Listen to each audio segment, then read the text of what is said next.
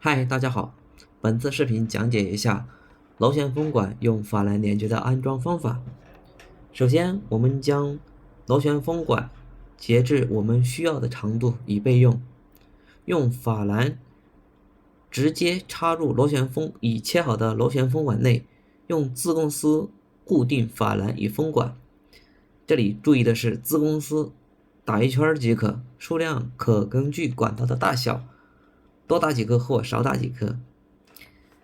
下一步，采用密封胶或者密封胶带打一圈，使其管道和法兰之间密封，如视频。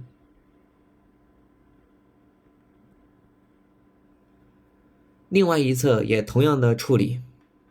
最后将两个法兰对接，并用螺丝连接即可。此处需要注意的是，法兰与法兰之间连接需要增加密封胶带，保证两个法兰之间密封，如视频中的两个法兰之间的一个小圆环。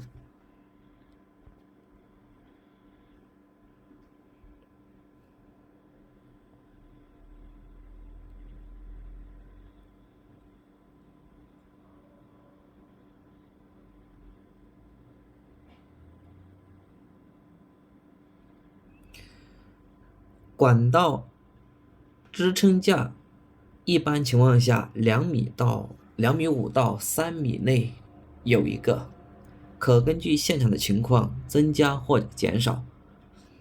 安装如以下视频。